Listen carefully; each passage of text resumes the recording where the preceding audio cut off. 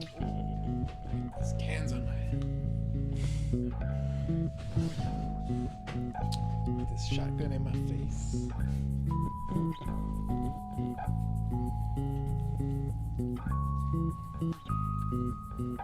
Sunglasses on.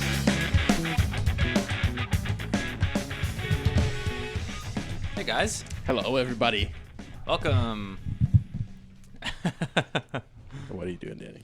Settle down. Showing off the CD, man. I know. It's a good What- track. That is not in that Not CD. actually on that CD. It's not on that one. That's right. It's on the other CD if you want to hear it. Welcome to episode 63 of the Flat Out Fever podcast. And this week on the Flat Out Fever podcast, we're gonna talk about the Canadian. Can you imagine if we did the whole podcast like that in a radio voice? No, I can't. What's your radio voice like, Danny? Try a radio voice. Oh. I'll try it in a sec. I'll bust it out. Mike, do you have a radio voice? No. I have a week on the podcast. Flat Out Fever podcast. The Flat Out Fever podcast, right to your ears. Hold on, we're having some trouble with your. Yeah, that's it. That's part of the radio voice. Gotta do that. You gotta get that. Is the stream okay? Are we good? Yeah, your camera's just. My camera? Yeah, your camera's This a one? little weird. This one right here. Yeah, we're fine, but you're all. You're a little whatever. slow. We shall live, and our audio listeners won't care. They're probably tuning in right about now. Don't worry. Probably Hang it. tuning out right Yeah, now. right. Yes, they're tuning out right about now. Goodbye, good people. Now, It was a pleasure. for the rest of the show, we will have an actual Grand Prix, Canadian Grand Prix preview because we're very excited about this coming week, our home Grand Prix. Grand Prix du Canada. Yes. It's gonna be great, and It's gonna be pretty great. also, actually, before we get to that, again, thanks for all the new people that have subscribed to our channel. Thanks to all the people that are now following us on Twitter. Thanks to all our new listeners. Welcome, and look forward to even though we won't be there this weekend for the screening of F1 at Betty's in Toronto. If you're within the Toronto area, we will have a live screening. Not us, but there will be there with us in association with Flat Out Fever. Betty's will show the the Canadian Grand Prix. So if you're in Toronto or anywhere near Toronto this weekend, come to the race. It should be fun, and half price wings, half price nachos. Oh yeah. Yeah. Bone shaker on tap. Yeah. Oh yeah, man. What else do you? I don't know. I don't know how you guys drink that stuff. It kind of drives me crazy. I appreciate the fact that you can, but that's about it. Open. Touch, put the bottle like you rest it on your bottom lip, and then just tilt your head back and swallow when it touches it. Delicious. But seriously, now, come on. We've been having some great racing this year so far. Yes, we have. And usually in years like in previous years, when we haven't had a ton of great racing up until this point, I think like you can see it in the commentary circles. Like people start to look forward to Canada because they're like, "Fuck it, nothing's happened yet. Something's gonna happen in Canada." Yeah. So can you imagine now? But granted, last year's Canadian Grand Prix wasn't the most exciting race of the year. No, it was good. But overall, I'd say like over the last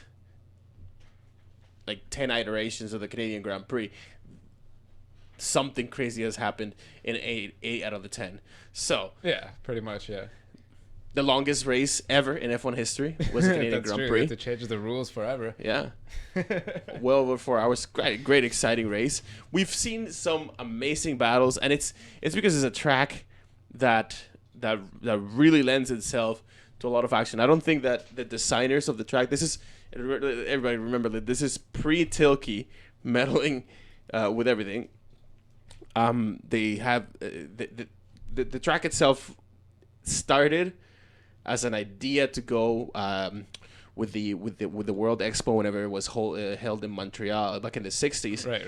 But this was all after they built, like, there was a push to modernize Montreal, and they built the subway system, and with the dirt that they excavated For those out. that don't know. Yeah, for those who don't know, with the dirt that It's they a excavated man-made out. island that the circuit is sitting on. Yeah, that's it was basically the rubble from the construction of the subway. From They the just tunnels, piled it right? up and made an island, and right now we have a fantastic track that even though, and this is probably rare in F1, even though it doesn't have much in the way of elevation change, it still produces great overtaking and great racing. Never mind, not much. Maybe the least. Yeah. Maybe close to zero elevation Probably change. probably the Maybe flattest. close to zero, like a few centimeters of elevation change or inches. For What the about by the Americans. chicane? Isn't there like a bit of a dip there? Oh, but I mean, A little you don't bit, count yeah. that, but like, there's camber and whatever, and there's bumps. A little bit, like the first high speed chicane. Yeah, you go downhill a bit, but not a lot though. I remember that from the game. like I think a it's the one- I was meter like, or oh, two. you go down a little bit. Yeah. Oh, neat.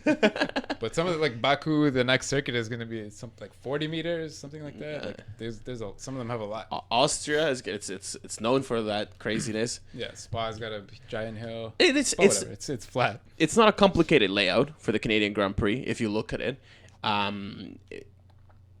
A lot of the corners and there are straights up and down. It's got like one of a it's got a pretty Got one of the sweet- highest average speeds, highest full throttle percentage. Yeah, let's Yeah, there let's you go. pull up Pull up a that. layout. It's got a hairpin though. It's got a couple the- high speed and low speed Probably, like, chicanes.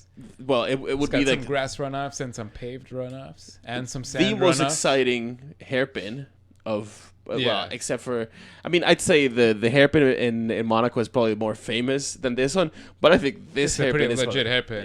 Yeah. It's big too. It's almost like a stadium, like ahead of its time. It's almost like a stadium atmosphere because you got grandstands all the way around with a big And inside. jumbo screen on the inside of it. Mhm. Yeah, with the inside with a giant jumbo TV on top. Following up a badass when we straight. came in last year, we came in at the bottom here, right? And then from we the walked south. the south side. Yeah. And I remember walking, Southeast. and then there's kind of like food trucks and stalls, and where you can get beer and stuff. Yeah. And then Yeah. when I first passed this area right here on the screen, I remember just looking, being like, "Whoa!" Like, and this is where like the full frontal came in. I think it was like practice or like P1 or something like that. I was Yeah. like, "Wow, that is just insane." Right where it says too, the casino straight, droit du casino, right there.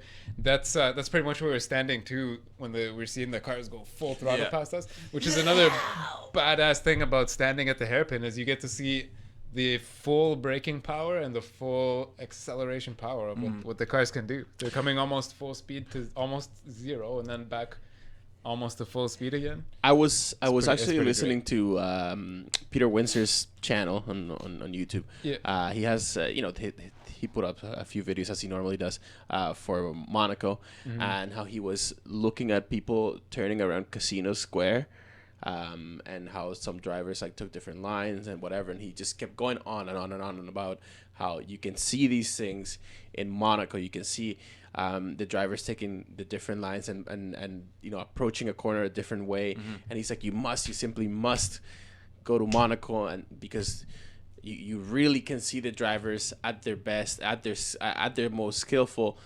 But bear in mind, this is when they're driving at what would be considered like low average speeds for Right. F1, right? Now, and that's what's so interesting, because and it has been always this way for the past few years, that right after Monaco you get Canada, and they're vastly different circuits. The one is the slowest in the calendar. This is one of the fastest, definitely one of the heaviest in terms of braking. Yeah.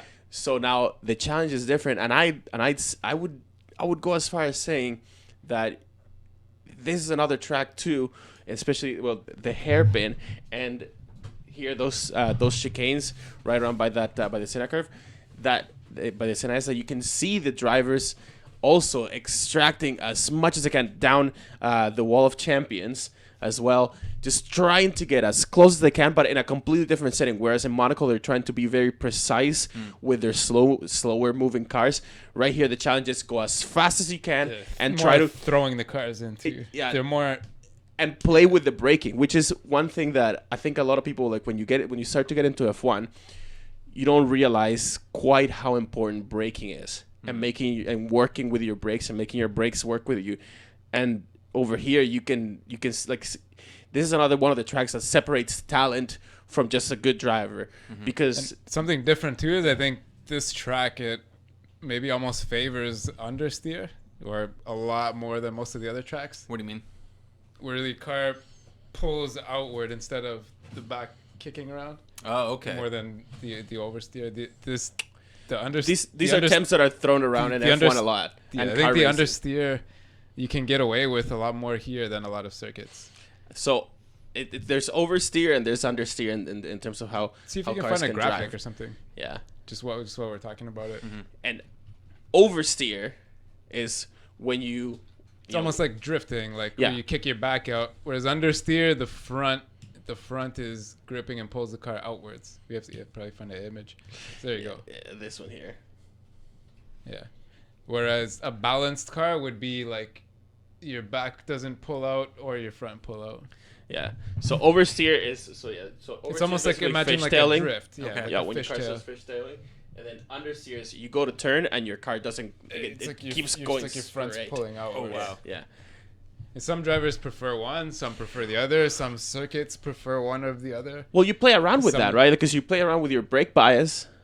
Well, you can change that with so many things. Yeah. The camber, the suspension. Now remember, the brake bias. Kimi the Räikkönen balance, the weight famously balance. was unhappy with the way that his car was steering last year. And what did he do? He spun off at the hairpin last year. We were there. We almost saw it happen. Yeah, we saw yeah. it happen at a distance, but we were there when that happens, and it will catch you out. Now, it's gonna be more interesting because now you have, I guess, at the top of the, like at top of the pecking order in F1 now, you have all the cars of the big constructors, with maybe possibly the exception of Ferrari, but even Ferrari has, they seem to have gotten on top of the aerodynamics a little more. And that was expected. That's what comes with standard regulation as the rules, if they stay the same or as similar from last year, then teams start getting more and more on top of their little problems. So there's going to be a lot less in that. There's going to be cars. We're going to see drivers daring a little more and trying to get closer to the walls, trying to cut the apex a little bit closer. So it's going to be definitely interesting to watch. It's going to be good to see what Red Bull can do. Yeah, it's interesting because they made such a big gain at the last race with the new engine, as Ricardo showed, and now they're coming with 4 new engines. All 4 Renault drivers or the TYRE drivers Well, are gonna come with the new engine.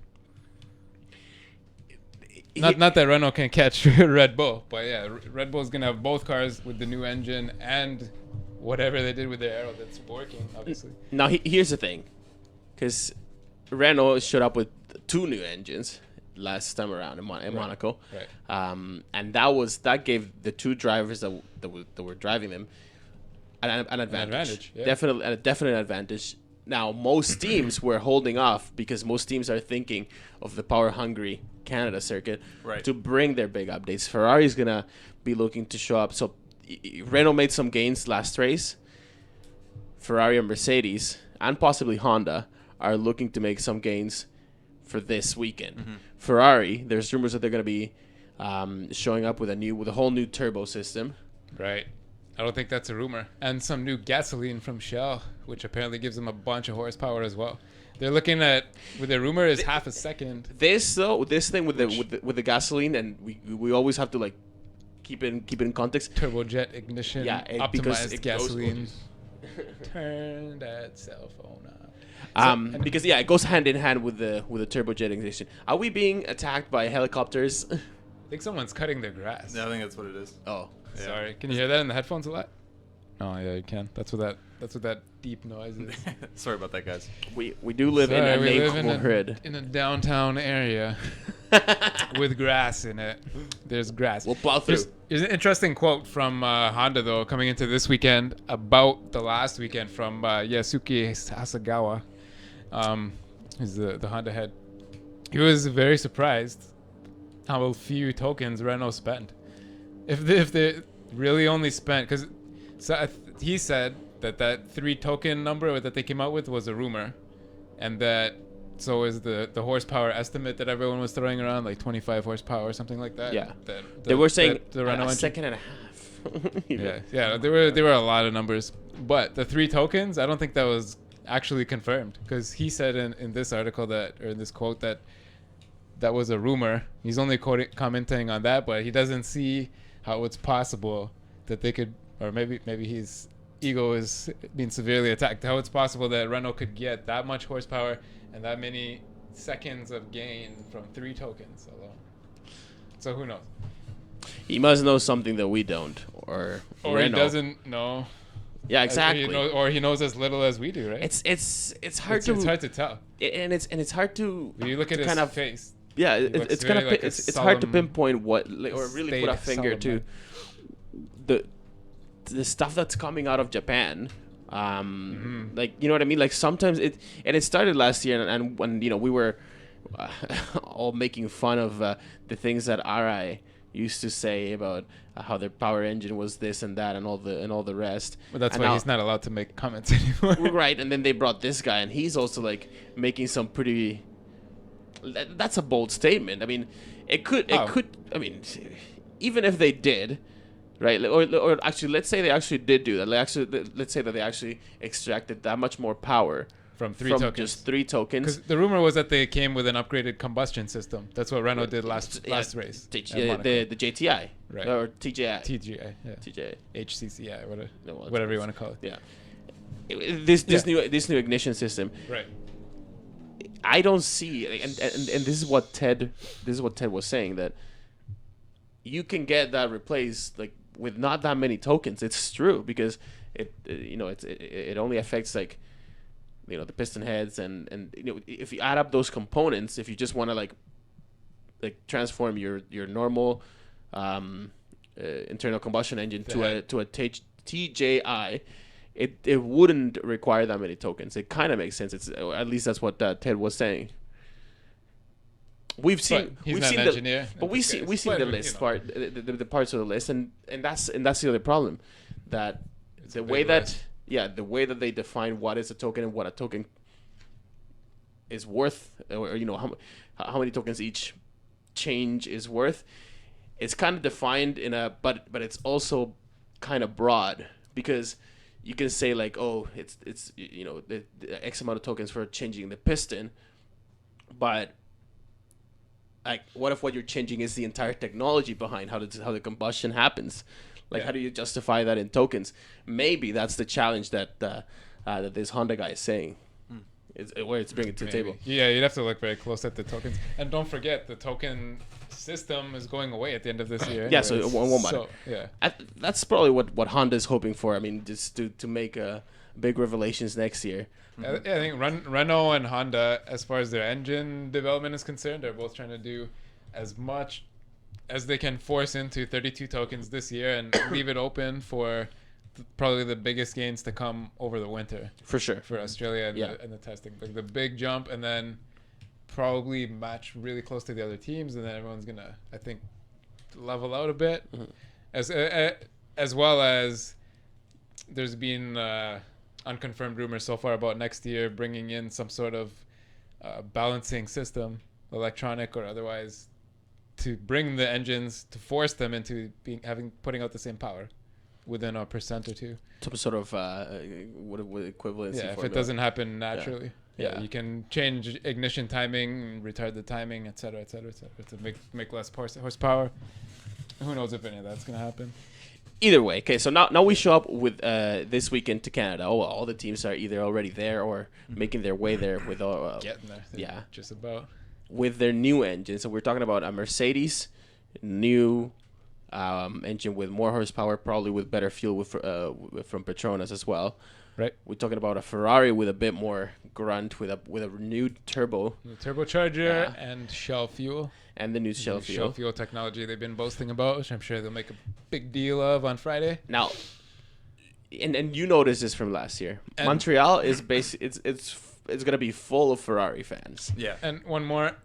Yeah. Upgraded rear suspension. Ferrari's changing their rear suspension geometry for Canada. So this is James Allison's handiwork for sure. Yeah, which I believe, just to say the reason, was they made a point after the last race that something is happening between Q1 and Q2 and 3 with Ferrari, that they're getting their times in the first qualifying, but then they're not able to even match those times in Q2 and 3 with a lower fuel load.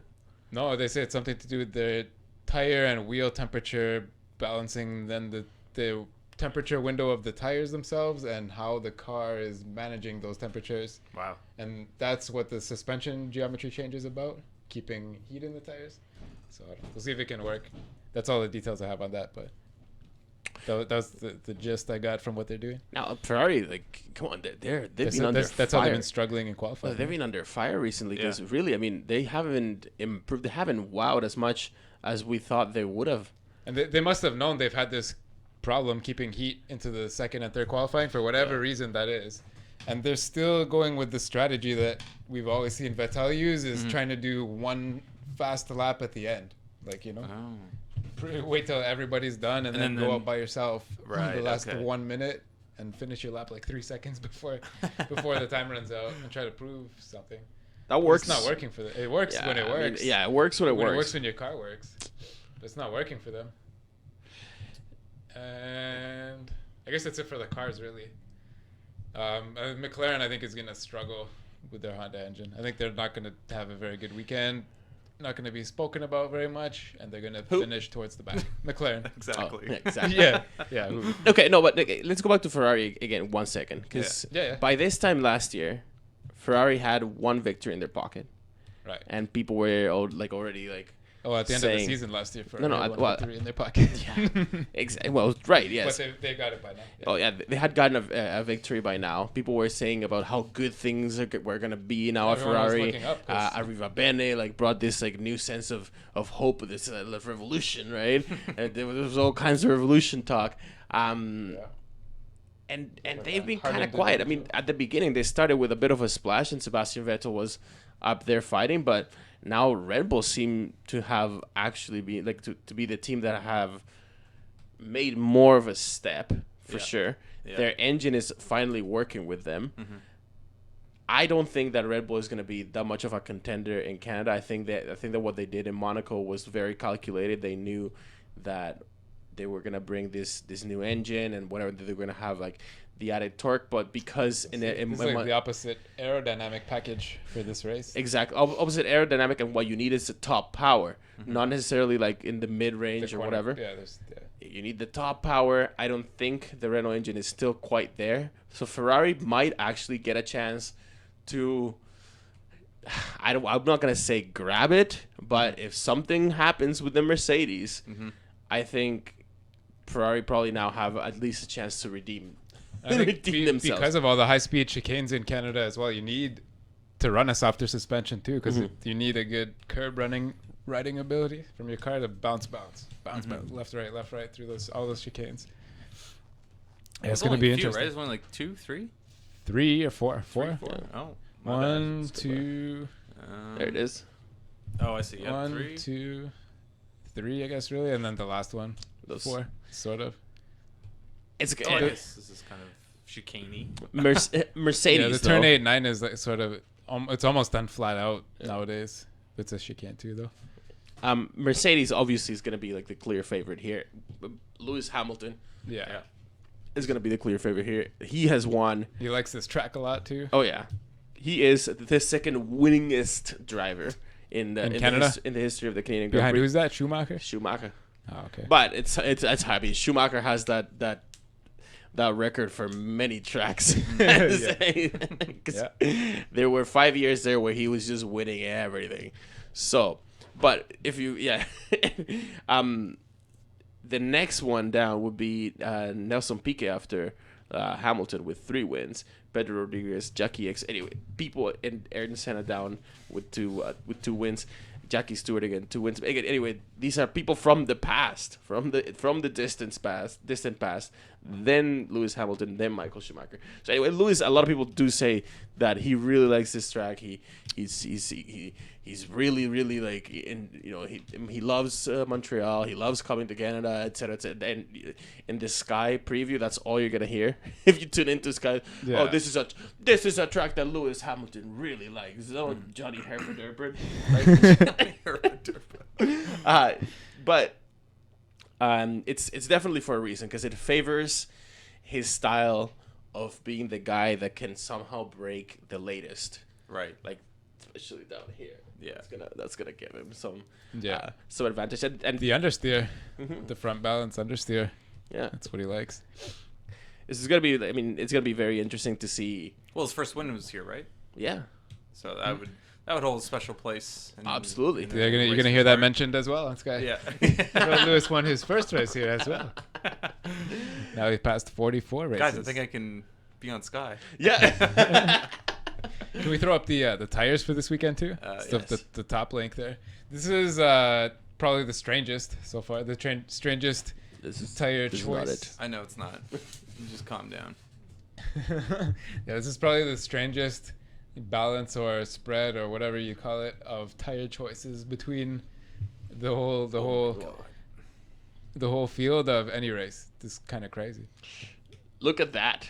There's people that like opted for 0 super softs. And you go all the way down to Haas with 10 ultra softs, and everyone saw it in Monaco. The ultra soft does a lot more than anyone really thought. So it's gonna be super hard, super heavy on the ultra softs this weekend. I think you're gonna see all the qualifying times done on purple, and probably close to half the race as well. Oh yeah. Yeah, Okay. That's a lot of tires, man. Yeah. Jesus. 13, and it might rain. What's the word on the weather? Let's pull up check that here. weather too. Yeah. Yeah, for anyone thinking about the tire choice, it goes from the extreme of Magnussen and Palmer with 5 soft tires, 0 super softs, and 8 ultra softs. Jesus, that's at either end they have a ton Yeah, of. to the far extreme with Ericsson and Nasser in the Sauber have 2 yellow super softs, 5 super softs, and 6 ultra softs. There's the least amount. Between 6 and 10 is the extremes of ultra soft. Look at that, beauty of a day. Sunday June the 12th. Partly cloudy. Mix of Mix sun, of and, sun clouds. and clouds. That's what we want, so we don't get too sunburned. For our pasty Saturday white skin. too be nice 18 degrees. Friday 15 18 to 21. That's It's gonna all be right. beauty. Yeah. Yeah. Friday's all right too. Thursday hopefully won't rain, but it shouldn't. I mean, obviously, we don't know because it is Montreal after all, and like this could change drastically like by Saturday. Yeah. But as things start right now, it's looking like for qualifying on the race, we're gonna have bright, shiny skies with with really the ideal temperature for the cars to reach like that sweet spot. Behavior of the tires, then, if it remains like this and with not a ton of wind, 10 Ks. Yeah. It's gonna make the strategy calls closer to the simulations. If the wind is really what they say they're going up to 20 on Saturday, that could affect the qualifying. It'd be fun. Yeah. It could be nice and fun. And I guess we'll talk about this next week, but just anyone that's interested in the tires, the Baku tire choices were published today too. You can see that on Twitter from Pirelli. Oh, we're definitely gonna talk about Baku. Don't you worry about that. Yeah, lots of stuff to talk about Baku next week. Yeah. Going down the teams though, because so now we have we talked about Mercedes. Obviously, I don't anticipate it being other than a Mercedes qualifying and race, and unless something interesting happens. Yeah, that's fine though. Yeah. Whatever. Now, who is gonna have that third spot? Because that's what I think it would be really interesting to see whether it's gonna be the Williams or the Red Bull. I don't know if the Red Bull is gonna be like Or the Ferrari. challenging. Oh yeah. If the upgrades are legit, they might have a chance. Who? Ferrari. For what? No, I'm talking about In third, the spot. Yeah, that's what I'm talking about. Third spot, like of the constructors. Oh, okay. Like as in so for this Mercedes- weekend or for the for year? this weekend. For this weekend. So yeah, Mercedes, probably Ferrari, and then who's gonna be third in the like the Oh, third okay. constructor. I thought you Is were it going third place No, in no, the no. race. Sorry, The third constructor. Who's it gonna be? Is it gonna be Red Bull or is it gonna be Williams?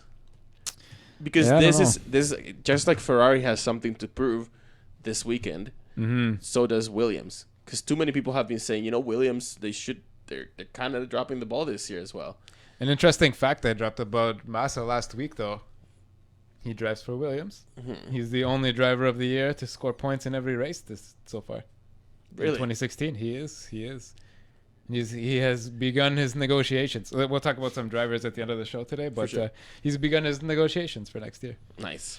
Talking about his 15th season. But yeah, he's the only driver of the year so far, 2016, to score points every weekend. The most consistent. In all 5 or so races that there've been. Yeah, whatever. He's done it. Nobody else has done it. Nobody's finished, though, or finished in the top 10. That's legit. Yeah, that's pretty good for him. He has been showing like a consistency. Does he have star power enough to like be retained at Williams? I guess we'll talk about that a little later on. I think Danny Rick's gonna take a deep breath too. I don't think Max Verstappen. I think he had his moment, and now he kind of dwindle a bit till he gets his big chance or something. Yeah, Danny Rick needs some love. Yeah, I feel so bad for the guy. Yeah, I think he's gonna come to Montreal after a huge deep breath and Yeah. show what he can do again. He's gonna have another fight. He'll be up there. Yeah. He'll be up there.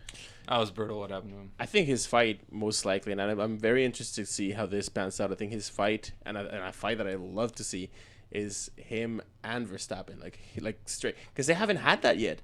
Like Yeah, not really. so far in the 2 races that they've been teammates, it's been quite uneven. Like they haven't been. Verstappen fighting, crashed, and then in Spain they just ran the team Different switched strategy strategy. halfway Yeah. through the race. So Yeah. they didn't get to to battle it out. it So wasn't the same. I think that if we can get, please Red Bull, if we can get a straight shootout battle between Danny Rick and Max Verstappen, like that would definitely like make for some good racing for sure. We'll see the 2 of those guys for sure. I think Massa with his experience. I don't know, but Bottas has done well in Canada before too. He's got he got a podium 2 years ago or 3 years, 2 or 3 years ago. 3 years ago. I think 3. Yeah, so I don't know. Yeah, it's interesting. It's up in the air, man. And Arriva Bene too with Ferrari. A quote: "He's promising another Ferrari, but he kind of has to because he's promised another job if he doesn't bring another Ferrari. He was promised that a couple of weeks ago." So I don't know how much to believe of that, but I guess we'll see. Another thing too, big this weekend is this guy. CHECO This Perez. guy right here, Mr. Perez. You can throw that picture up. Yep. Two stories about him this week, I guess, because people have been talking about him, writing about him because he came in third last week in Monaco. He got up on the great third. podium, Force India. Yeah. But I think he's sort of been. This photograph here that we're looking at is from 2011. When he was part of the Ferrari race drivers academy. Okay. Right. So he's in the Ferrari, but so there's been He was. Yeah, so he was. There was a article, I guess it's from ESPN. I guess they're just doing a opinion piece on him during the week. But the title of this article was Sergio Perez, "My year at McLaren still taints my reputation." So he's trying to. It's from June 1st. It's from this week. Lawrence Edmondson is the writer, but he's getting himself out there. This is probably a commissioned article by his PR team and being like, all right, he came in third. He beat his teammate who won the Le Mans. He's out there. The next year, there's new seats coming up. Force India is up in the air. No one knows what Vijay Mallya has been up to. So his father, do you know what he does? His father, Antonio Perez. No. His father caused a bit of a stink. There's a couple of F1 drivers' dads causing stinks. Lewis is the only one that told his dad to get the fuck out. Dad. So his dad apparently caused a big stink in Mexico this week. With what? With a story here. I lost the original article. It doesn't. Oh, here we go. It's from Itas Onamat, is a Finnish newspaper that dropped this story from his father. There's rumors going around that there's big news for Perez coming in Canada, and that he may be replacing Raikkonen at Ferrari Oh, Jesus Christ. before the end of the year. No. This is the rumor. Because based on coming off of his third place and Raikkonen not finishing, and then driving over his front wing and dragging that half a kilometer down the circuit, making a big stink, whatever. But at the same time, a lot of people think the real story is that what we talked about last week. Heineken announced a worldwide sponsorship with Formula One. They will this Thursday. They will announce a worldwide sponsorship with Formula One. We're not supposed to actually talk about it until it's confirmed news, but it's gonna be Heineken. It's gonna get announced on Thursday. They're gonna go in as a partner with FOM, the big billboards, worldwide sponsor, and they're gonna have some sort of a naming. No, but they're gonna introduce like a naming. Right, and the second rumor here is that he's not going to Ferrari and Raikkonen seat. Don't get too excited. That Heineken is going to sponsor Force India or buy it outright.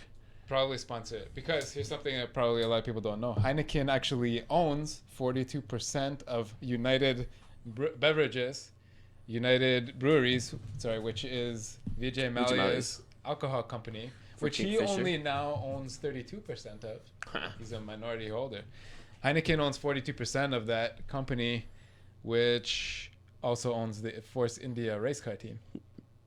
So that's probably what it is. But something interesting, Heineken and Raikkonen almost rhymes. It's interesting, right? It's interesting. You guys ever see that episode of...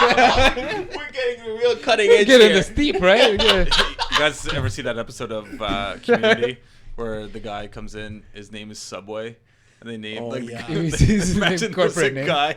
Corporate sponsored life. Yeah, they just own the person. It's like, and the driver Heineken. Just like... Heineken comes around the third corner here, riding up behind his teammate. That'd be brilliant. That would be hilarious. Well, so look for that. Joe Sayward wrote a piece about how about booze in F1 advertising and how it's really likely, or at least the way he sees things, it's really likely that more drinks companies are going to be looking to F1. If anything, just because there isn't another platform of delivery, right? For like they've exhausted too many other things, and they've been kicked out. Boost sponsorship has of many other sports. Now this happened with F1 sort of in the early 90s and actually throughout the 90s and since the 70s really, where a lot of tobacco companies started moving into advertising in F1 heavily, right? And like we saw like cars that were like, there was a John Player's cars, there was a just cigarette branding was Camel, everywhere. Camel Renaults. Camel. Rothmans is another cigarette. Yeah, Rothman was a big one in Britain. Yeah, big cigarette sponsorship in F1 until with the movement and like the people that the anti-cigarette campaigners. All motorsport, actually. Yeah, all motorsport. NASCAR, Indy, all them were sponsored by cigarettes. But people started to get the anti-smoke campaigners started to get a voice, and it's true, right? Like there's a reason why you really shouldn't be advertising tobacco to a sport that's like so like it captures young guys as much as like everybody. There's kind of a reason you shouldn't be advertising alcohol to a sport that captures people driving cars. That's precisely it. That is the next thing. Like, will it become will it get to a point where anti-alcohol activists push so hard that alcohol laws or alcohol advertising laws start to change in more and more countries? Right now, you can't advertise tobacco for advertising alcohol. marijuana. The combination, combine the two. You can smoke and get fucked up, but not die. It's awesome. No, but seriously, okay. So right now, what happened with tobacco and why tobacco stopped being such a big sponsor of F1 is because they started to get banned, or tobacco advertising started to get banned in more and more countries. So they had to replace the smoking in public places started to get banned in a lot of countries. No, but so they showed up. So let's say at the beginning of the year, they showed up with the car covered in stickers, and then they started to go to more and more tracks where they were required to take those stickers out. Countries they couldn't show those, right? And then more countries started adopting the same. But so right now, and eventually it didn't make sense for tobacco companies if they were only going to be shown really in 1 or 2 places in the world. The rest of the races, no cigar, literally. But Actually, it's not literally. yeah.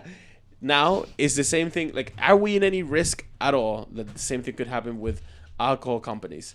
I don't think so. Number one, because I mean, even though there are a couple countries right now where alcohol that F1 goes to, where alcohol advertising is banned, like in the Middle East. It's to do with the religion, though. Right. Not to do with like campaigners.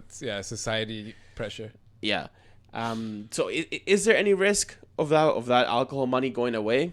Probably not. I would say, because I think also just in general worldwide, people just don't drink and drive as much anymore. You can use Uber or Lyft, or most cities have good buses and transit. You can grab a taxi. Friends can drive you. You can ride your bike. There's bike infrastructure everywhere. Just people know, like, friends have died and gone to jail. Just people just don't do it as much as well. I don't think it's as big a thing as. I think our generation just like is more conscious about it, like or conscientious about it. Both. Yeah. We also live downtown though. I think it's like kind of like a big deal. That too. Because I know people who like live in like Peterborough or like out there sort of in the boons, and like to get around is not as easy. Like I went to high school in suburbs too, though. Yeah. Like at the end of high school when people could drink and friends had cars. Yeah. Nobody ever drank and drove. We just one person. We just took turns. Like this weekend I'll drive. Next weekend you'll drive. And then we did a lot of that. Yeah. You drive my car or whatever. Yeah, I don't know. I don't think it's I think as big a risk as. Yeah. That's probably why Heineken's signing like a big 5-year deal now. They see a future, and at least they already got the contract signed in the sport. And you know what? I welcome the alcohol sponsorship. Why not? Green overlords. Yeah, exactly. Oh, I'm saying they're doing it now before any of this activism starts. They can be like, "Oh, we already got 5 years. Don't worry about it. We're good. We're good for. We'll get to that." But no, I don't think it's really a concern. And I believe, I would say that Canada and the States and other countries, when it starts, you're going to see marijuana advertising before 5 years are up. Just different strains. I think you're going to see that. Yeah, different producers, farms, or whatever. You're going to see that. That's gonna take a while to like filter to international sports, but I can see what you mean. Yeah, you're going to see that. There'll be early adopters. There will be. There'll be. Same like certain banks don't exist in other countries, but they get advertised at certain races. There's still a lot of products and companies and services that are advertised only at specific races because the market is there. There's a lot of that. Well, it's not multi-billions like cigarettes and alcohol. That's the big difference. Well, banking is, but a lot of banks too, though, they do operate in other countries with different names, right? Right. Where they're really the same bank, but do you see that? So I don't know. Yeah, it's tough. I guess we'll see going forward. But I would say look for that.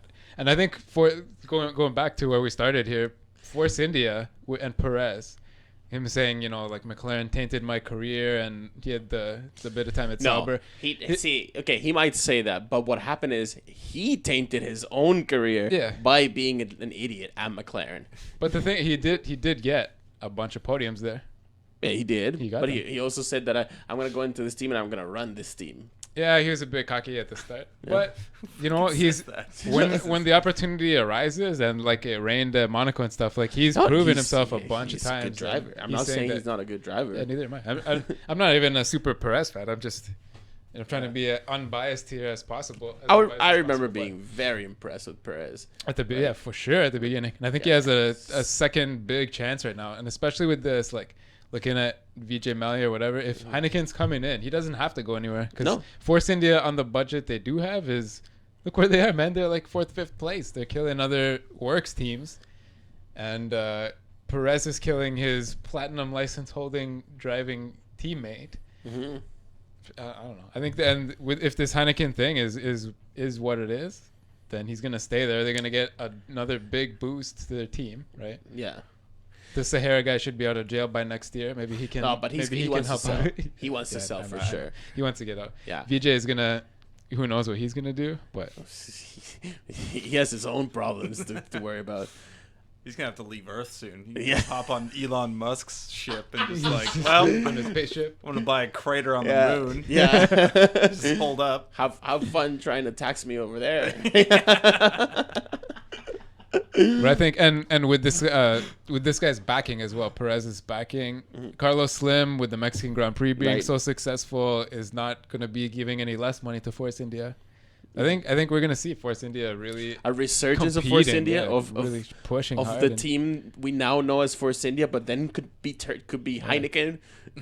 They were never really all the way to the back though. They kind of fell back a little. They said high promise in the start, fell back a little, and now they're doing it. They had some dark It's days, but It's interesting. even in their dark years or in the darker years of recent history since they've been Force India, they've always been like sort of the team that's maybe doing the most with the resources they have. Maybe you could say that.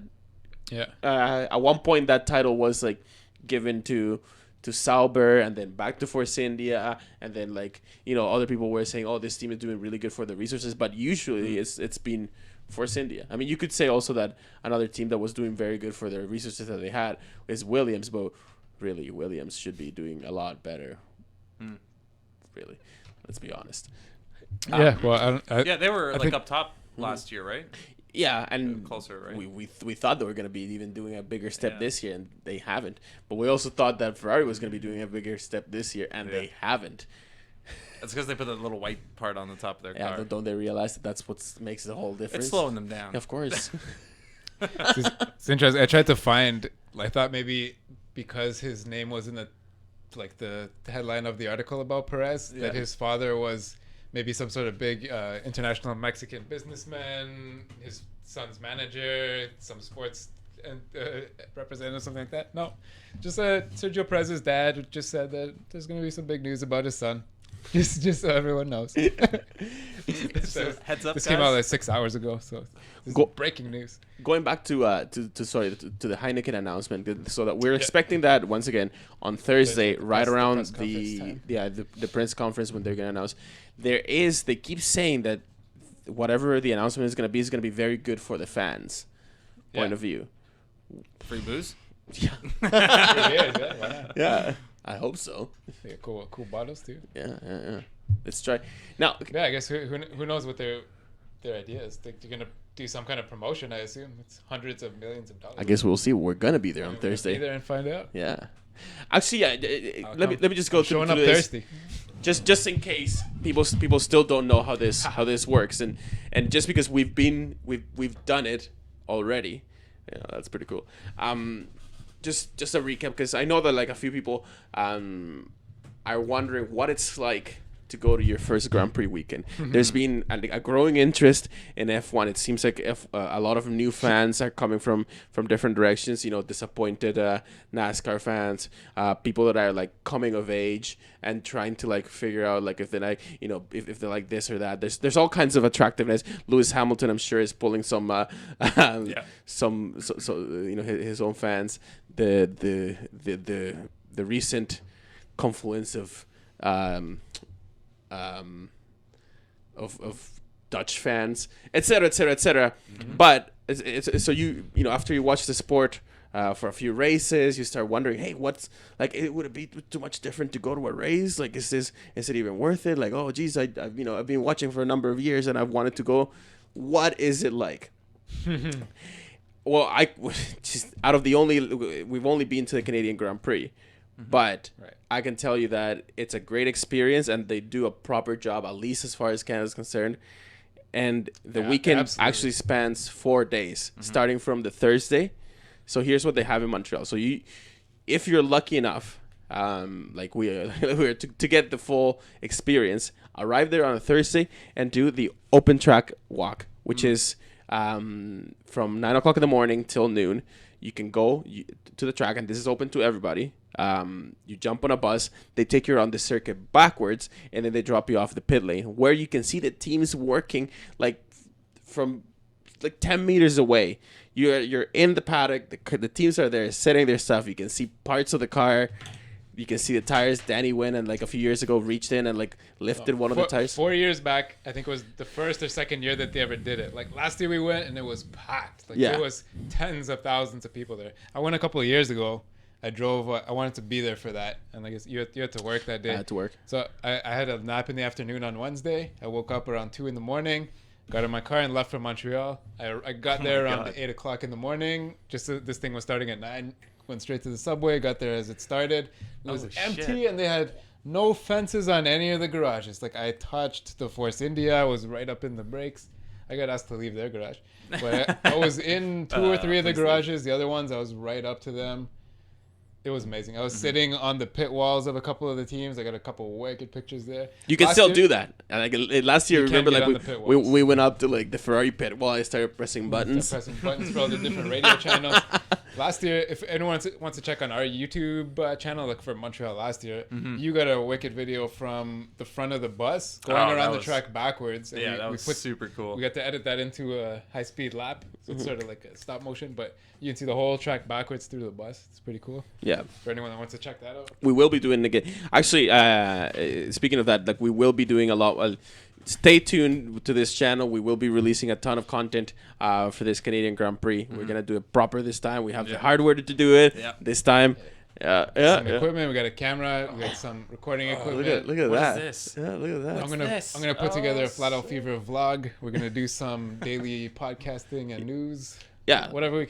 Yeah, we're gonna keep this week's episode nice and shorter than usual because we're gonna have that much more coming up this week. But yeah, so it starts on Thursday. So you go out, you take your pictures. There's also another neat thing that they do is they have the drivers come out. I saw on Reddit that somebody has specific questions about how that works. So here's how that works, just so you know. So four or five, a handful of drivers come out at a time, and they sit there waiting for people to come in, and they stay for, let's say, 15 to 20 minutes.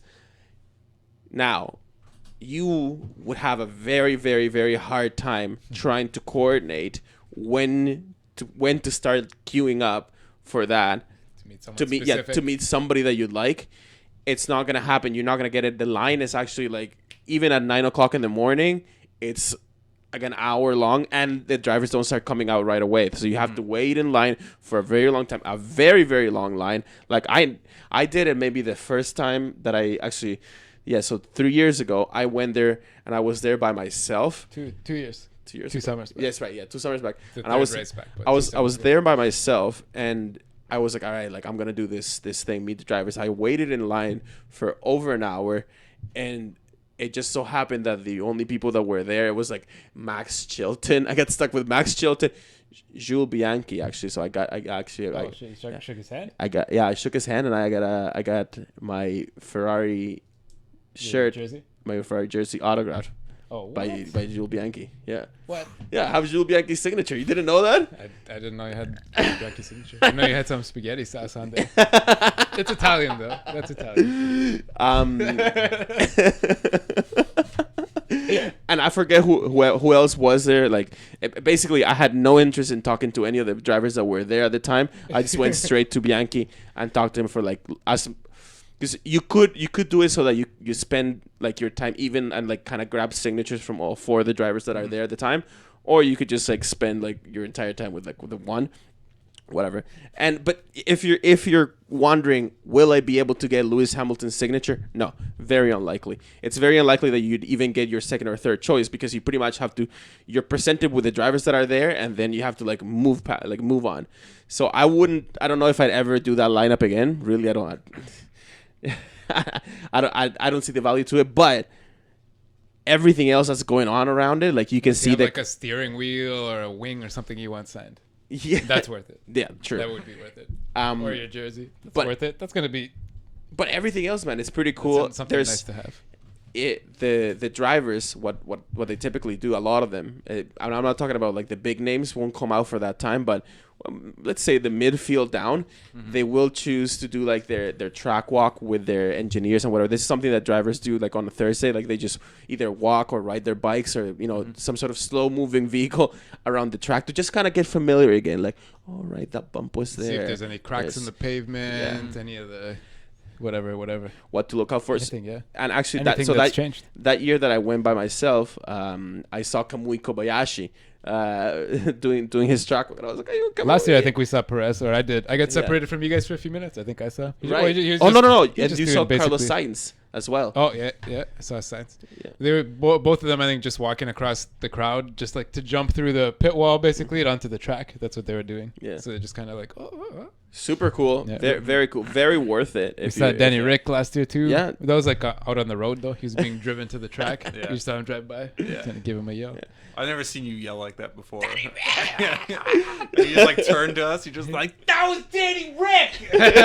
Holy shit. That was blown away. Really, really cool. Yeah. Friday full day No, practice. now here's the thing. On Thursday night, if you really want to be hardcore, then you come out and meet the Reddit the people. Reddit crew. No, seriously, the Reddit. If you're listening to this podcast and you're going to Montreal and You probably are on a Reddit. yeah, if you're on probably Reddit, been there at least. likelihood of you being on Reddit is high. And if you're wondering about the meetup or like if it's gonna be awkward or whatever, don't Nope. be. It's actually like really friendly people. It's really cool. Yeah, it's awesome. Yeah. Lots of people from all sorts of places. All over, really, Yeah. just really sharing their. They all just sit there, have a beer, and share their stories about F1. It's fantastic to see. And that's a really nice primer then for Friday. And Friday is a whole day. You're not going to the track just to see the F1 cars. I mean, they are the biggest attractions, but all the support races that happen and just the stuff that starts to happen. It's nice to go Friday because it's not super full. So you can actually like walk around and like not be so crowded, because that's one thing that you don't get. You won't get a chance to do this much during the race. During the race or race day, everywhere You that choose go, your spot. You sit there, and that's your corner for the day. yeah, that's Yeah. it. You don't want to lose that spot. No, but Friday you get to walk around. You get to see like Every year we've been so far, we spent the Friday walking from one end of the track to the other, as far as you can get. Every spot you can access, we checked it out. and there's the motocross guys, whatever. Yeah, whatever. Oh all yeah, the, last year they had Monster doing motocross. all the other side entertainment, Some the small Monster Girls. music. This year we got 3 support series. Nice. There's a 1600, some sort of small, I guess, regional thing, the Porsche GT3 challenge and the Ferrari challenge. Nice. So no Canadian touring cars this year, but anyways, 3 supports. Should we keep it busy? Yeah. Plus yeah. F1. Yeah. And if you're wondering too whether or not you can bring your own drinks and food to the track, Oh, to yeah. Montreal you can, so which is it makes it super Quebec easy. has awesome laws. Yeah. Then Saturday qualifying again. That's a whole day ordeal because there's going to be supporting races, and then Practice 3 as well in the morning. and practice 3 that you don't want to miss that. And then Sunday comes for the race, and throughout, like after the on track action, the beautiful thing about Montreal is that you're so close to downtown. The whole city lights up. They close down a few of the major roads, and they have free shows, free The concerts. whole weekend. Like, too. really. Yeah. Thursday to Monday. As soon as the on track action stops, you can go to downtown Montreal and just keep. Stages, live music, food vendors everywhere, Formula One stuff. They roll out on like St. Catherine Street, the main drag there. They roll out a red carpet across the whole 4 lanes of the street. The sidewalks closed. No cars are there. Booths, all kinds of F1. Every sponsor is there doing demos and whatever. Free concerts. Amazing, yeah. We should actually Every bar is make a full. point to actually go to some of these free concerts that we Yeah. didn't get a chance to last year. Yeah, last year we kept busy though. It's not like we were sitting around or sleeping. One of the best advices that I can give to anybody that's looking to go, to any Grand Prix really, but to this Grand Prix maybe in particular, because I can tell it from experience, bring some comfy walking shoes. You're gonna spend half your day walking around, and if it's hot, and Montreal, like once you get to Montreal City, there are quite a few hills there. Yeah. So make no mistake, you're gonna be walking a lot, and if you don't come prepared to walk a lot, you're gonna get exhausted quite quickly. Maybe I'll just end up like me last year. Yeah. Well, we walked so much every day to the track and back to Old Montreal. Yeah. And I ended up like fucking up my Achilles tendon. I couldn't even walk. I stayed in. I stayed in on race day. I felt so bad, but I was like, I watched it. It was nice because there's commentary, Right. Which you don't actually get at the track unless you have like a radio, Right, or something like that. Right. So when I was watching, I was like, oh, I know all these corners. I know where it is. But just to go back a little bit, the coolest thing about going to a Formula One thing is the whole experience. You just don't get that when you watch it. No. You don't get the culture of Formula One. You don't get that sense of like, as weird as it's going to sound, like pride in a team, right? If you follow a team like Ferrari, like the first thing I noticed, like, holy shit, like there's a lot of Ferrari here, like fans, and then Mercedes and Williams, and like you got to see and feel all of that, and it was very like in your face. Loved it. I thought it was fantastic. Reminds you of the beauty of the sport, really. Mm-hmm. Like going to the track is one of the good parts of the sport. Yeah. And sure. there's another thing too. Montreal, there are a lot of Ferrari vehicles in the city, and they all come out for that weekend too. Yeah. Everyone's showing them off. Oh yeah, there's a lot of rich people and mafia. The Italian consulate every year out there stages like I think they close down like whatever the equivalent of like Little Italy is, and they do like they bring out all the like old Ferraris, like the people that own the old classic Ferraris, Correct, like they bring them out for the weekend just for you to. No, it's tons and tons of stuff to see if you're a car guy, if you're not a car guy, Or a woman. yeah, or woman, everything that an F1 fan could expect there to be, like entertainment on and off the track all day, all night, fantastic. Yeah, and for those that didn't know, there's a very strong mafia presence in Montreal. as far as all of North America is concerned. So we'll be safe. An interesting headline I wanted to bring up, I don't want to dwell on, but I want to mention it. This is from, I don't know, a few days ago. The headline reads, this is from the National Post of Canada, big newspaper. Sexual exploitation during Montreal's Grand Prix, : you can order a woman the same way you can order a pizza. In quotes. Don't laugh. That's not funny. But come on. What a lot of people don't know, especially internationally, is that a lot of people think of Canada as having like similar rules to the U.S. and in many regards we do. Like there are certain laws definitely that like really echo what Americans do, but in few crucial things we do get a little bit more leniency and one of them is when it comes to prostitution. And whereas it's not like legal to advertise or to have a brothel or whatever, you can have call girls, and I guess it's gotten out of hand with these international tourists coming to Montreal For 2 weeks, for the 2 weeks leading up to the Grand Prix, Quebec, the province of Quebec, in concert with the city of Montreal, has put up 20 highway billboards and 40 bus billboards to push this campaign, as well as social media and stuff. This lady looks very unhappy, but I don't know. She's holding a sign that says "Buying sex is not a sport." Yeah. Anyway, she says we're doing something, and she says in Montreal you can order a woman the same way you can order a pizza. Is Natalie Klatt, the president of Human Rights Group? You can order a pizza, order a woman, to your taste. A woman, girl, skin color, hair color, background. You can get what you want. I mean, who doesn't like variety? Half pepperoni, half mushroom. I guess it's All kidding aside, though. yeah. No, you know, it's you treat people with respect. yeah. We're obviously we're making light of a situation that's really brutal, and that's we shouldn't be having these kinds of headlines coming up to the Grand Prix. But I guess that's what we're gonna be reminded of, like that side of Montreal. Montreal, it's a bit of a gamble town too. Like it's with the casino put in there. Like it's a lot of people, a lot of Americans go to Montreal for to party, for sure. to have their bachelor's party, to like to feel like they're going to Europe without leaving the continent. It's a fun party city as well. Yeah. Doesn't say anything about pizza and women, but I don't know. Is it the same number? Do you need an app? It's bad stuff. Bad stuff. Jeez. In my neighborhood where I live, I don't know if anyone. Don't tell them where you this, live. Maybe this is inappropriate. Never mind. I wasn't gonna tell them where I live. No, it's not F1 related enough. We don't need to talk about it. Now beyond Montreal, we can look at another few other developments that have been happening recently. Yes.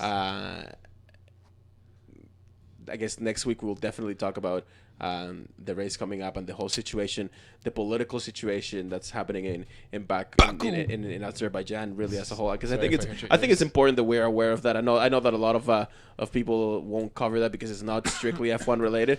But if we're going to a new country, may as well like put it into perspective. But yeah, especially a country a lot of people aren't familiar with. Yeah, you know what I mean. Absolutely. So we'll more on that and their ongoing conflict with their neighbors. But I think I'm just looking at the picture right now of Pastor Maldonado, and that reminds me of these.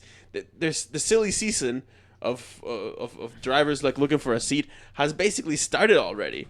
Yeah, it has. It has. As I mentioned about Massa said he started his negotiation with Williams. He's not sure if he's going to stay there, but he believes that his experience is what has been helping the team in the past 2 years, that he can continue that. And he said if Williams can really show him that they can push forward, or if one of the mid teams would like to hire him to help them advance their team, he's willing to do that too. But he said, I don't know, everything's on the table for him going into his 15th season.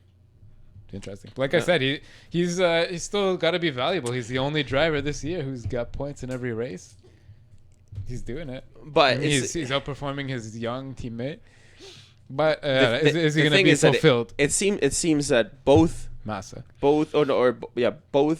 Williams' seats are going to be up for grabs at the end of this year, and that's at least that's Williams hasn't said anything, to correct that. So yes, that's a notion that both seats are most likely. Williams said last week their headline was they want to be at the front of finding out which drivers are going where. Right. Yeah. They want to be the movers and shakers. They want to be the guys that's determining the top drivers. But if you think about it, they're right. So let's look at. They have to do that. Let's look at the top 3 teams right now. They want to get the championship again, right? Mercedes. I don't see as much as like people have been talking about like Rosberg moving out. I don't see Rosberg going anywhere. He's in negotiation, though. It's being talked about that they started last week. But assuming that his negotiations are gonna be like for how much, how big is my paycheck? Not do I have a paycheck, right? Yeah. So assuming that, and Ferrari looking like like pretty stable with their pairing, like they're just not according to Antonio Perez. Oh yeah? Well, yeah, right. Perez is dead. But let's assume that for a second, that those two teams are I'm sure my dad wants me to drive for Ferrari too. Yeah, right. Who's next? So Red Bull, with the recent acquisition of Max Verstappen and Danny Ricciardo, like looking like a great driver still. There's not going to be much movement in the main Red Bull team. So out of those 3 teams, I think the one that for sure is going to have, or at least like as close as for sure as you can get, that's going to have the 2 seats up for grabs is Williams. And both, they would effectively become the only team that, or like the highest team for sure, team that is going to have both seats up for grabs. And that's what they want to mean. Like that, maybe that's what they mean by there's a chance Force India, but I think they're probably going to keep both, and they're also becoming one of the higher up teams, right? Here's something interesting that Joe Sayward was talking about, is that apparently Jenson Button has said that he'd be interested in finishing his F1 career in a Williams, because he started his F1 career in a Williams. So going back full circle. That would be interesting, yeah. Yeah. And they're up there, yeah. And Honda's looking for another team to supply. And there were some rumors about Williams. This was an opinion piece I read this week, but the point that they're trying to make is, does Williams really need to be more towards a works team, or that closer to that type of partnership to get a championship again, to really get a championship? Like, if they could get really close to Honda, get the same engine that they're giving McLaren. Yeah. If they can work a deal on the same level, that's kind of what they need. Button's could be seen as a medium point between them. Well, we've seen right now that being a customer, interesting rumor, customer engine team will not get you a world championship right now as things stand. It's just it's simple and clear cut as that. Yeah, but Williams aren't going to build their own. McLaren's not building their own. They're building Honda, but they have a partnership. Yes. But it doesn't seem like McLaren would give up the position they have, right? But there's a chance Williams could negotiate something with Honda close, right? For sure. There's And a chance. There's a chance. And like we know for sure too that I mean, remember at the beginning of this year we were even still, or at the end of last year, at the beginning of this year, we were still like saying that Button could not even like there was a chance that Button wasn't going to return to F1 this year. He's sure his contract is for sure till the end of 2016. That's it. That's McLaren's obligation, right. And he costs some money. What Joe Sayward was saying is that it would be interesting if he actually does come back to Williams, because it would be a team that could use his experience, could use a guy with his talent, but perhaps don't have the wallet to pay for him. But if he's willing to kind of as a sentimental, as an emotional thing, take a pay cut, a drastic pay cut, just to keep racing, just for the love of it. Could you imagine Williams with a Button and a Massa? Yeah. 2 guys with 15-year careers sitting in their cars? When will Lance Stroll join F1, and for which team? This is a question from the YouTube Black Inferno 99 on our YouTube chat. Here's what's the future of Lance Stroll is uncertain, because I would have said a couple of years ago that he was going to end up in F1 as soon as he turned 18, in some sort of Ferrari customer team. Be a Sauber or whatever, because that's the way things were going. His dad, Lawrence Stroll, as an owner of the Montreal circuit and of dealership of Ferrari, his close association with Ferrari, and the fact that his son Lawrence or that Lance himself was in the Ferrari Drivers Academy, really was pointing in, yeah, for sure we're gonna have Lance Stroll in a Ferrari customer team at some point when he turns 18. Now that the rules have changed, that you can't have a 17-year-old in there. He has since gotten out of the Ferrari Drivers Academy. He's now a test driver for Williams. It seems like this is a Williams play to try to secure a guy that's they see enough talent in him that would be Formula One worthy, but most importantly, he has the cash to back him up. Yeah, his money behind him. So, because he has reasonable talent and the cash, he will make it to F1. That is for sure. So there's no ifs to that. We will see Lance Stroll, a Canadian, in F1. Our buddy Tim Horaney from TSN, the TSN motorsports analyst, he told us that by 2018 we could see even 2 Canadians involved in F1. So cool. We've talked about both of them before. Yeah, Nicolas Latifi and Lance Stroll. Lance Stroll right now, legit chances. Lance Stroll right now, last time I checked at least, he is the championship leader in the European Formula 3, that the category that Max Verstappen comes from. A category that is very interesting because it's very, very hard to qualify. They only get a 20-minute qualifying session, and that defines how their pecking order is going to come, not just for the one race, but they actually do multiple races. So it doesn't matter. Like, you have to be quick, and you have to be consistently quick, because your fastest time in qualifying determines like your grid spot for one of the races, and your second fastest time determines your grid spot for another one of the races. So you don't only have to be fast once, you have to be fast a few times at least, right? Wow. So and once you qualify, you have like in F3, like it's your qualifying position is gonna be like, if you qualify top 5, you're probably gonna finish top 5. So Williams with him, Massa and Button can go both ways as hard as they want, right? But the Williams, most experience and the most I don't young, see talented, promising drivers. You got both locked down. Yeah, but I don't see Williams, and here's why I'm not saying that Lance Stroll is gonna end up in F1 2018 driving for Williams. I won't say that, even if he's right now a test driver, only because Williams is probably a team that you go to Williams, especially if you already have the money, because they gave you the option, because you need the F1 experience, you need that mileage, you need to acclimatize yourself to the environment. But it could be a stepping stone. It could be from Williams to Force India. You know what I mean? But Williams is like the 3rd place team right now. they're not that stepping stone No, anymore. They're we were just talking about legit force. Yeah. Yeah. Well, anyways, theirs are going to be up in the air for a while. What's your opinion to that question? That's an interesting question. Yeah. Will he? I think you pretty much said it there. Yeah, I think so. The Williams seats are going to be up in the air for quite a bit later into the season, I think, because if they really want that decide, they have to keep their mouths shut. That's how you get the power, right? But there's some midfield seats that are definitely up in the air as well. Kvyat, I don't really see him cursing again. He said his quote this week leading up to the Canadian Grand Prix was the Toro Rosso needs to get its shit together. That's what he said. So anyway, I wouldn't expect to see him around too long. Another, I forgot to mention this earlier, but we're talking about drivers now. Rio Herianto. Okay. Drivers and parents.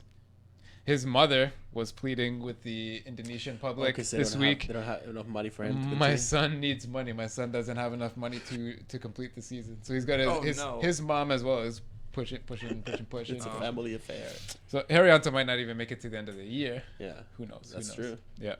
Now, here's what I think is going to happen in terms of the drivers' market for next year. Because if we think that right now it's a shit show, I think it's going to be even more by this time next year. Because you're probably going to see a ton of drivers being signed for just 1 year contract.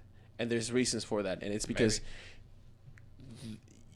the way things are going for 2018, you don't know if your guy that you have is going to be as skilled at driving. He's going to be good with these new cars. Yeah. So you if you're a thinking team, you're going to want to lock drivers down, but just for 1 year.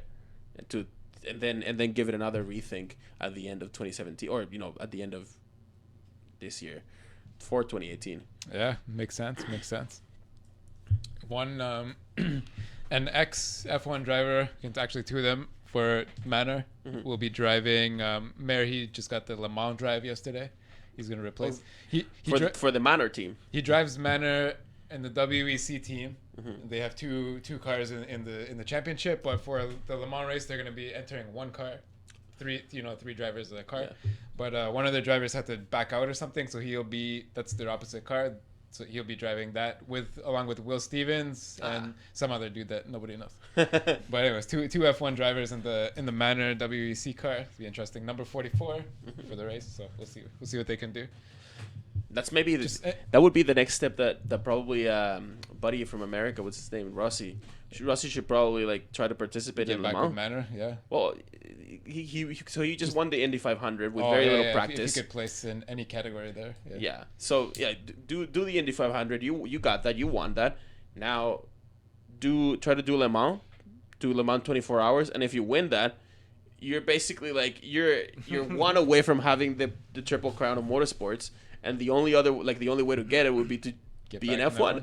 Yeah, somebody to hire him. Yeah. And at the start of the season, there was the seat that Herianto is in right now was up in the air. It was between Herianto. We were talking about a triple seat, a triple deal. Yeah. Yeah, but it was clear that oh my god, Rossi. It was clear that Rossi is the superior driver over Herianto. But Herianto got it because he had money from his government, who Gegas backed out of that. Whatever. The money disappeared anyway after he got the seat. Well, it wasn't enough money. It wasn't enough in the end. Was it more money? Yeah. And I don't know. The last driver I have any news about. You see him right here? Oh, Jesus. Yeah, I already saw that. Pastor Maldonado. Working hard on his F1 return, and interestingly, working hard is in quotes. This is an article title. Oh boy, working hard is in quotes, and I think it's a quote because it's what he said. It's in quotes because of what he said, but I think it's quite literal. Do you know where he's working? No. Do you know who he works for? He works. Oh, for Pirelli, right? He's doing Pirelli tire testing. Doing tire testing. Yeah. For 2017, and he's already been doing a shitload of kilometers for them in their test car. And Pirelli hasn't chosen the drivers that they want to put into their testing program because, for one, those drivers will come out with an advantage, And I think that's what he means. He's working hard. He's working for Pirelli, driving a 2017 almost spec car with 2017 spec tires. And he's going to come into the free practice next year, whether he can get hired even just for testing to see if he's good enough. He can get hired based on his experience with thousands of kilometers on the 2017 tires over every other driver on the field. You know what? He's got a legit point. Who wants Pastor Maldonado? I think, Jesus Christ, no. His country has no more money. He's got no more money behind him. Venezuela, it's gone. Chavez died. The whole country fell apart. If he's trying to like succeed with like, or to get picked up it's an on interesting talent angle, alone. Right? He says he feels like the best driver he's ever been, etc., etc. But it's an interesting angle if you really think about it. He's working for Pirelli. They've got 15 days or whatever of car days of testing. He's going to be doing it the majority of it, and he's going to come out knowing exactly how the temperature window, the cornering and the entry, how long the tires last, where the graining point starts, and all that. He's going to know everything. But how long will that last until everyone sort of catches up to that knowledge? Exactly. Well, Like, is I it don't know, worth 3,000 it to- kilometers maybe. Yeah, is it worth it Is to it- like bring in the liability that is Pastor Maldonado? Well, that's what everyone's going to be asking themselves. But listen, okay, I get that point. I'm not a fan. I get that I'm point, not, and it's an interesting point.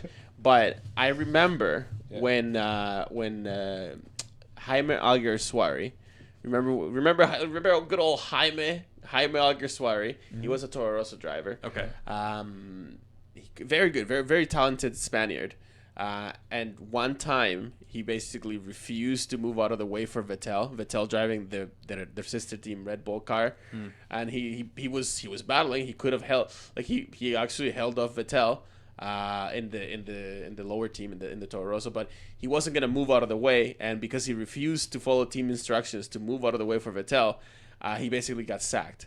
Oh, And wow. and a lot of people say like unjustly so because he had the talent. He tried to get back into F1 or to work some sort of a deal, and the only thing that he got to do the next year after he was dropped out of F1 was to do that what Pastor Maldonado is doing. He became the Pirelli test driver for these new tires, and everybody was like, well, he's gonna be the only driver really that's gonna have all the information and all the compounds, so he's gonna know like how these tires are gonna behave. And because we're talking about an F1 that's gonna be ruled primarily by tire choices, like, well, how good would it be to have, Alguersuari after a year of testing tires come to your team with all that knowledge, and he's gonna know what to predict, and he's gonna give you the good feedback, etc., etc., etc. You could have made a very good case for Jaime Alguersuari, but the point is, to a lot of people, a medium skilled driver that's been out of F1 for a full year but when he returns, he's gonna be way down. Yeah. Even like 1 year out of racing situation, really like it affects you. You don't take the same risks. You have to kind of relearn a lot of things, like the racecraft itself. Just being in the zone for the race, you have to get all that back. Right. It's like if I don't turn on my PlayStation for a couple weeks, Yeah. and then I'm like, you know what? I'm excited for this race. I'm gonna try a few laps on whatever track's coming up, and then I turn on the PlayStation. I sit down, and then it always feels like the PlayStation is broken because it just it's like, sucks. it feels a little It's like, weird. is this a game? Like, this is impossible. It's just too hard. And then you just play for 20 minutes, and you kind of slowly get it back. Yeah, you get back You into can't it. imagine when you're actually going 300 something though with 6G on your eyes. It's like riding a bike. I don't know. Ask Maldonado. Guys, we're getting close to when we have to cut it for this season for this episode. Yeah. But I do want to close on one thing. We have tons of things prepared that we actually will deliver on from Montreal. Lots of things coming on. Come find us in the city if you're in Montreal. Come say hi if you're at the track. Please come say hi. We'd actually love to meet everybody and anybody. And if you guys have questions about the track while we're there, you Yes. guys want us to take a look at something, let us know. We'll take Do a it. look at it for you. Absolutely. Oh yeah. We won't If- send if- you any information. You know but what? we'll just look To at our it. fans, if you're still sticking around right now, if you're listening, email us. If you want us to do anything while Tweet we're us. at the track, Yeah. tweet at us. We'll do our best to Checking it. accommodate. Another thing that I wanted to bring up is that another thing that we're going to be doing in Montreal and that we're going to be making a big stink about is look out for hashtag 10 a weekend. We'll tell you guys what that's gonna be about soon. We have something big in the works. This is gonna be something that we want to do. We want to start as fans. International campaigning. And yeah, look out for that. Lots of good stuff to come. For you motorcycle fans, don't forget the Isle of Man TT is this week. Any racing fans should actually get familiar with the IOMTT. Any racing fans, if you have not seen the IOMTT, any motorcycle fans, is the probably most dangerous vehicle race probably in the world. It's one of the longest running races of all time. It's been running since 1906, I believe. Over 140 deaths in that time, 20 something in this century alone. Two days ago, as well as MotoGP for the motorcycle fans. While we're on the topic, one of the racers died on Friday at Catalunya, where we just had an F1 race. So they'll be running the F1 layout, as well as Monza. We talked about this last week or the week before that Monza is going that way too. That MotoGP and F1 will run the same circuit layout because it was too dangerous for the bikes. For sure. And someone just died. Anyways, check out that IOMTT. Someone set a new lap record yesterday as well. The course is 33 kilometers and goes around the entire Isle of Man. It's incredible. It's incredible. Check it out if you have time. But most of all, check out the Canadian Grand Prix. Yeah, it's gonna be great. Cool. Check it out. We'll see you guys later. See you soon. Follow us on Twitter at Flat Out Fever. We're gonna be tweeting like where we are in Montreal and what we're doing. If you wanna come join us. Biz. Cheers.